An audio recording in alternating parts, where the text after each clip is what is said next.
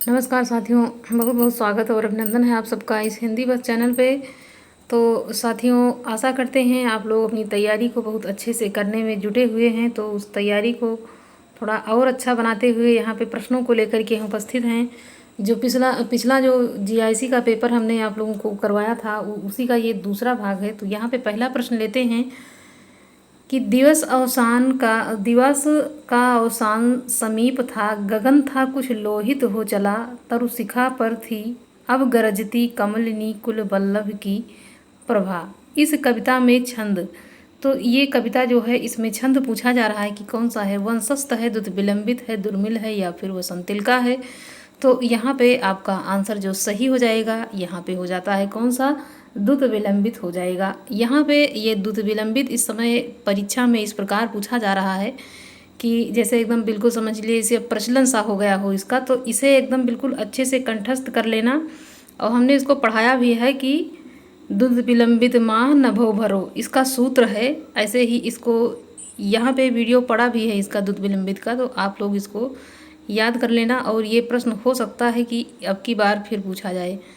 अगला यहाँ पे प्रश्न है कि सगुन अलंकारन सहित दोष रहित जो होए, शब्द अर्थ वारो कवित विविध कहत सब कोय। काव्य की यह परिभाषा इनमें से किस आचार्य ने दी है? किस आचार्य ने दी है आपको आंसर करना है। कुलपति मिश्र ने, भिखारी दास ने, चिंतामणि ने या फिर श्रीपति ने।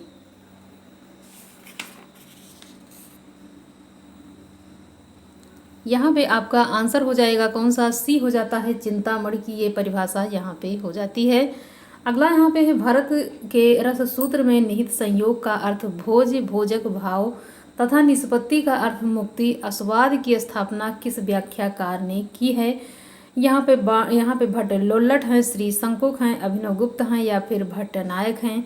इन्होंने ही इस रस सूत्र की यहाँ पे विवेचना की है अलग अलग सूत्रों के अनुसार इन्होंने। तो यहाँ पे पूछा जा रहा है कि भोज और भोजक भाव से किसने की है? आपका आंसर यहाँ पे कौन सा हो जाएगा? यहाँ पे आपका आंसर डी हो जाएगा, भट्ट नायक ने यहाँ पे किया है। अगला प्रश्न है कि शब्दार्थो ते शरीरम रस आत्मा, यह कथन इनमें से किसका है? भरत मुनि का है, राजशेखर का है, विश्वनाथ या फिर भामह का है? आप लोग यहाँ पे आंसर करेंगे, बी हो जाएगा, इसमें राजशेखर का ये कथन यहाँ पे हो जाता है। अगला यहाँ पे प्रश्न है कि उच्चारण स्थान की दृष्टि से हिंदी के आ और आ स्वर हैं, तो यहाँ पे ये किस प्रकार के हैं? तालव्य वर्ण है, मूर्धन्य है, ओष्ठ हैं या फिर कंठे ध्वनि हैं? यहाँ पे छोटा आ और बड़ा आ के बारे में पूछा जा रहा है कि इसका उच्चारण स्थान क्या है। तो यहाँ पे आपका आंसर हो जाएगा कौन सा, डी हो जाता है। क्या हो जाएगा? डी आंसर यहाँ पे आपका हो जाएगा।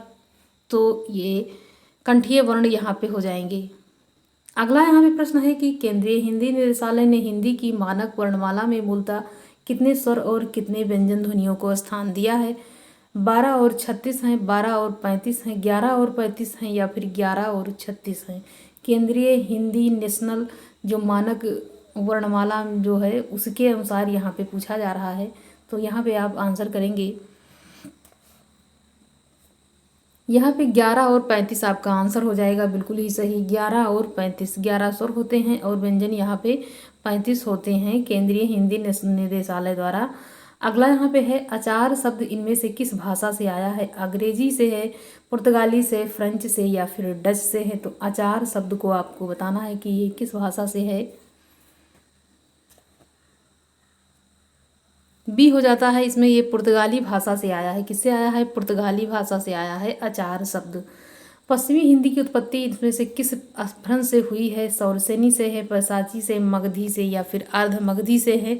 पश्चिमी हिंदी की उत्पत्ति इसमें से किस अपभ्रंश से हुई है? यहाँ पे आपका आंसर सौरसेनी हो जाता है। यहाँ पे पश्चिमी हिंदी की उत्पत्ति अगर देखा जाता है तो सौरसेनी से यहाँ पे हो जाती है। अगला यहाँ पे प्रश्न है कि एक भाषा के अंतर्गत जब कई अलग अलग रूप विकसित हो जाते हैं तो उन्हें बोली कहते हैं। यह कथन किसका है? जॉर्ज ग्रियर्सन का है, श्याम सुंदर दास का है, आचार्य देवेंद्र नाथ शर्मा का या फिर डॉक्टर भोलानाथ तिवारी का है? किसका कथन ये हो जाएगा? आप लोग यहाँ के आंसर करेंगे, डी हो जाता है यहाँ पे डॉक्टर भोलानाथ तिवारी का ये कथन यहाँ पे है कि एक भाषा के अंतर्गत जब कई अलग अलग रूप विकसित हो जाते हैं तो उन्हें बोली कहते हैं। अगला यहाँ पे प्रश्न है कि हिंदी में से पूर्वी हिंदी की बोली नहीं है। कौन यहाँ पे पूर्वी हिंदी की बोली नहीं है? तो अवधी है, बघेली है, ब्रज है या फिर छत्तीसगढ़ी है। तो जो पूर्वी के अंतर्गत नहीं आती है, जो पश्चिमी के अंतर्गत यहाँ पे है, ये यहाँ पे ब्रज हो जाएगा। तो आपका आंसर सी यहाँ पे हो जाता है सही। कौन सी हो जाती है यहाँ पे? आपका आंसर यहाँ पे सी हो जाएगा। ब्रज भाषा है जो ये जो है पश्चिमी से ली गई है। तुम वहन कर सको जनमन में मेरे विचार, वाणी मेरी चाहिए तुम्हें क्या अलंकार। ये पंक्तियाँ सुमित्रानंद पंत की किस कृति से उद्धृत है? मतलब ये पंक्ति जो ली गई है वो सुमित्रानंद पंत की है। और अब ये पूछा जा रहा है कि ये इनकी किस रचना से है? तो युवान से है, ग्राम्या, गुंजन या फिर स्वर्णधूल। ऐसे ही जब प्रश्नों को थोड़ा अलग करता है तो ऐसे ही प्रश्न बनाता है। जब हम पंक्तियां जानते रहते हैं कि किसकी है तो वो ये पूछ लेता है कि उनकी कौन सी मतलब कि कृति से है। तो वहाँ पे थोड़ा सा क्या हो जाता है, परेशानी की बात वहाँ पे आ जाती है। तो यहाँ पे आपका आंसर हो जाता है कि ये ग्राम्या से ली गई है पंक्ति। तुम वहन कर सको जनमन मेरे विचार, वाणी मेरी चाहिए तुम्हें क्या अलंकार। तो ये पंक्ति सुमित्रानंद पंत की ग्राम्या कृति से यहाँ पे ली गई है। अगला यहाँ पे प्रश्न है, इसमें से संस्कृत भाषा की दृष्टि से कौन सा शब्द समूह शुद्ध है? तो यहाँ पे शुद्ध आपको बताना है। तो विद्युत, परिषद, विद्वान, पृथक, यहाँ पे आपको आंसर कर देना है कि कौन सा यहाँ पे संस्कृत के अनुसार सही है। तो आपको सही पे आंसर करना है। विद्युत, परिषद, विद्वान, पृथक, यहाँ पे आपका डी आंसर हो जाएगा। आप इसको अच्छे से देख लेना। अगला यहाँ पे प्रश्न है कि यशोदा शब्द में कौन सी संधि है? विसर्ग संधि है, गुण संधि है, यड़ है या फिर व्यंजन है। तो यहाँ पे आप आंसर करेंगे कि यहाँ पे कौन सी संधि है।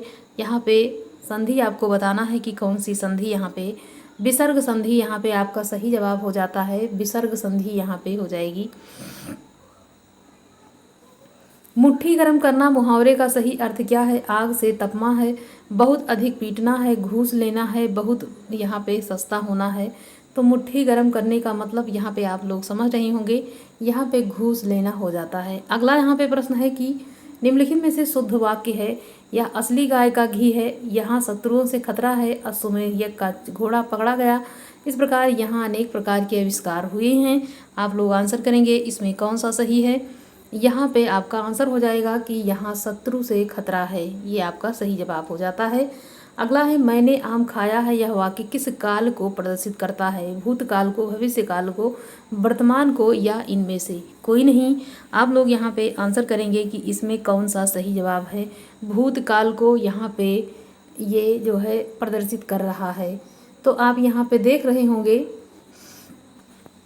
जो व्याकरण के जो प्रश्न हैं वो किस प्रकार से प्रश्नों में छाए रहते हैं। आधो आध मतलब आधा प्रश्न अगर साहित्यिक से पूछा जाता है तो आपका आधा ही समझ लीजिए व्याकरण से ही पूछा जाता है। तो व्याकरण को बिल्कुल हल्के में नहीं, क्योंकि मैं यहाँ पे देखती हूँ कि जो व्याकरण की जो वीडियो पड़ी रहती है उसको लोग कम देखते हैं, जबकि व्याकरण ही ऐसा एक ये टॉपिक रहता है कि यहाँ से आपका प्रश्न सारा मतलब सही हो सकता है, कन्फर्म हो सकता है, और हो सकता है कि आप व्याकरण के ही बदौलत आप पास हो सकते हैं, आपका नंबर वहाँ पे खींच जाए और उसी व्याकरण के दम पर। क्योंकि जब हम व्याकरण अच्छे से तैयार किए रहते हैं तो साहित्यिक में थोड़ा सा डाउट रहता है, वहाँ पे लोग देखते हैं कि ये रचना मतलब हमारी ये सही है कि गलत, कन्फ्यूजन रहता है उसमें। लेकिन इसमें कोई कन्फ्यूजन नहीं रहता है, और आप चाहें तो इस जो है व्याकरण के दम पर भी कोई परीक्षा निकाल सकते हैं। और ख़ासकर संस्कृत का व्याकरण तो इतना बढ़िया, और हिंदी का भी उसी अनुसार है। लोग यहाँ पे व्याकरण के दम पे ही परीक्षा निकाल लेते हैं। अगला यहाँ पे प्रश्न है कि निम्नलिखित में से किस शब्द में उपसर्ग नहीं लगा है? तो नपुंसक है, समालोचना है, अतिशय है या फिर दर्शन है। किसमें यहाँ पे उपसर्ग नहीं लगा है? आप लोग यहाँ पे बताएंगे, आंसर करेंगे। यहाँ पे आपका डी आंसर हो जाएगा। दर्शन जो है इसमें आपका उपसर्ग का प्रयोग देखने को नहीं मिल रहा है। अगला यहाँ पे प्रश्न लेंगे हम कि इसमें से व्यक्तिवाचक संज्ञा नहीं है। तो त्रिपिटक है, भारत है, लेखक है या फिर गंगा है। किसमें यहाँ पे व्यक्तिवाचक संज्ञा नहीं है, ये नहीं पूछा जा रहा है आपसे। तो यहाँ पे आप आंसर करेंगे, यहाँ पे लेखक हो जाएगा। क्या हो जाएगा? ये यहाँ पे लेखक हो जाएगा। अगर लेखक को देखा जाए तो ये व्यक्तिवाचक ना होकर के ये पूरा जातिवाचक हो जाएगा। और त्रिपिटक एक पुस्तिका का नाम है, मतलब एक धार्मिक जो ग्रंथ है।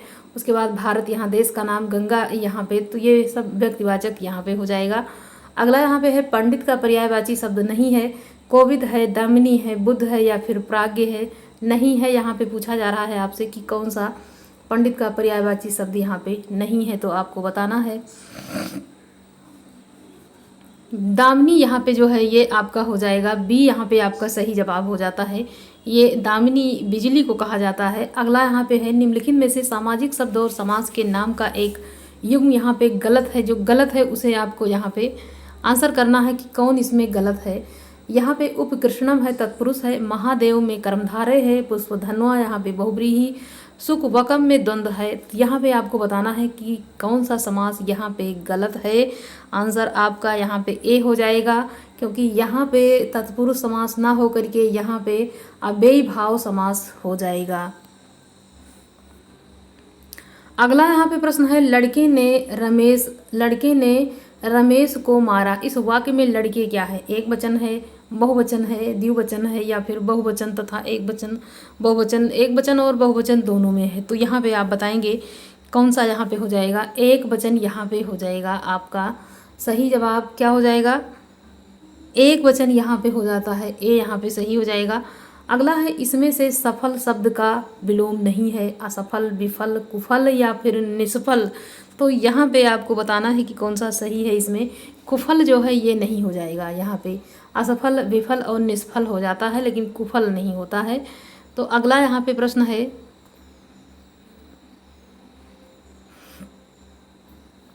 यौगिक शब्दों की रचना के आधार पर उपसर्ग एवं प्रत्यय, और उसके बाद यहाँ पे उपसर्ग, प्रत्यय, संधि और समास है। संधि समास इनमें से कोई नहीं। यौगिक शब्दों की रचना के आधार पे पूछा जा रहा है कि यहाँ पे कौन सा हो जाएगा। आंसर यहाँ पे आपका बी हो जाएगा। उपसर्ग, प्रत्यय, संधि और समास, यहाँ पे आपका आंसर बी बिल्कुल ही सही हो जाएगा। अगला यहाँ पे है कि अयोग्य के पास वस्तु, अच्छी वस्तु किस लोकोक्ति के लिए सटीक अर्थ है? तो छठी का दूध याद आना, जिसकी लाठी उसकी भैंस, चौबे गए छब्बे होने और दूबे बनकर आए। उसके बाद छछूंदर के सिर में चमेली का तेल। तो यहाँ पे अयोग्य के पास अच्छी वस्तु किस लोकोक्ति के लिए, मतलब सटीक अर्थ यहाँ पे सही रहेगा। लोकोक्ति भी यहाँ पे पूछी जा रही है और बहुत ही उसको अलग तरीके से पूछा जा रहा है। तो यहाँ पे आपका आंसर डी हो जाएगा। छछूंदर के सिर में चमेली का तेल, ये लोकोक्ति यहाँ पे सटीक हो जाती है। आगे हम यहाँ पे प्रश्न लेते हैं।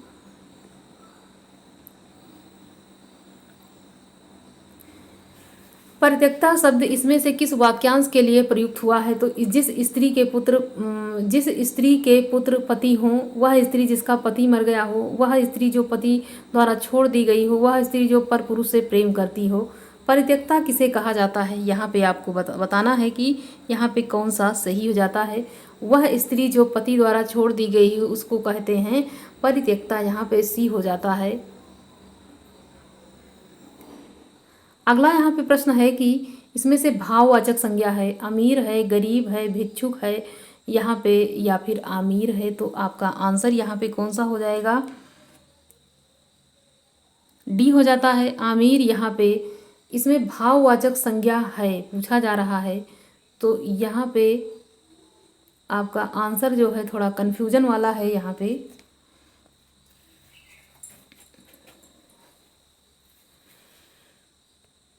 यहाँ पे डी हो जाएगा। अगला यहाँ पे है दूत वाक्यम कृति के रचनाकार कौन है? कालिदास हैं, भास हैं, भवभूति हैं या फिर यहाँ पे वारिव हैं। तो दूत वाक्यम के रचनाकार यहाँ पे एक जो प्रसिद्ध नाटककार माने जाते हैं, भास की रचना है, जो कि 13 नाटक लिख करके ये संस्कृत जगत और हिंदी जगत समझ लीजिए दोनों को यहाँ उन्होंने संभाल लिया है एक ही साथ में। आगे है कि काव्येषु नाटकम रम्य, यह कथन इनमें से किस कृति के संदर्भ में है? अभिज्ञान शाकुंतलम है, मालविकाग्निमित्रम है, विक्रमोर्वशीयम है या फिर ऋतुसंहार है। तो यहाँ पे काव्येषु नाटकम रम्यम, यह कथन इसमें से किस कृति के संदर्भ में कहा गया है? आपका आंसर यहाँ पे ए हो जाएगा। अभिज्ञान शाकुंतलम के लिए इसका प्रयोग यहाँ पे किया गया है। कालिदास की रचना है, 7 सर्ग है इसमें। आगे है कि सूची 1 से यहाँ पे दूसरी का मिलान करना है और यहाँ पे कौन सा हो जाएगा ये आपको बताना है। यहाँ पे देखते हैं मम्मट की रचना यहाँ पे हो जाएगा काव्य प्रकाश, विश्वनाथ की यहाँ पे साहित्य दर्पण, जयदेव की यहाँ पे चंद्र लोक और दंडी की यहाँ पे काव्य दर्श। तो इस प्रकार से आपका जो आंसर सही हो जाएगा वो यहाँ पे आप बताएंगे कौन सा यहाँ पे सही हो जाएगा।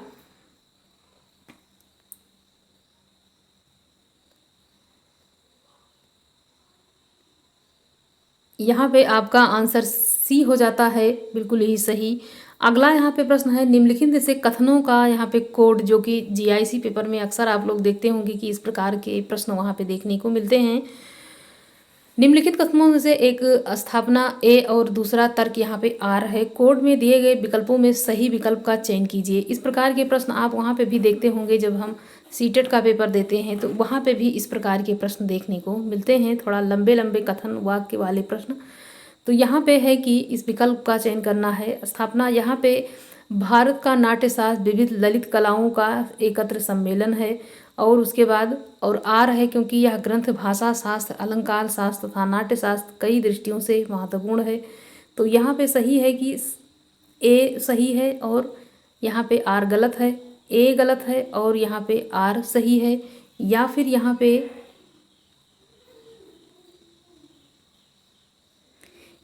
ए और आर दोनों सही है या फिर ए और आर दोनों गलत है। तो यहाँ पे आपका आंसर हो जाएगा कि सी यहाँ पे सही हो जाता है, ए और आर दोनों यहाँ पे सही है। कालिदास, विरचित, कुमार संभवम, इसमें से किस रस की यहाँ पे कुमार संभवम में कौन सा रस यहाँ पे देखने को मिलता है? वीर रस है, रौद्र है, करुण है या फिर श्रृंगार रस है? आपका आंसर यहाँ पे होना चाहिए कौन सा? श्रृंगार रस यहाँ पे हो जाता है। क्या हो जाएगा? श्रृंगार रस यहाँ पे देखने को मिलता है। अगला यहाँ पे प्रश्न है निम्नलिखित शब्द रूप और उनकी विभक्तियों की यहाँ पे सम्मिलित करना है और कूट के साथ यहाँ पे मिलान भी करना है। तो यहाँ पे आप लोग आंसर करेंगे कौन सा यहाँ पे हो जाएगा बिल्कुल ही सही।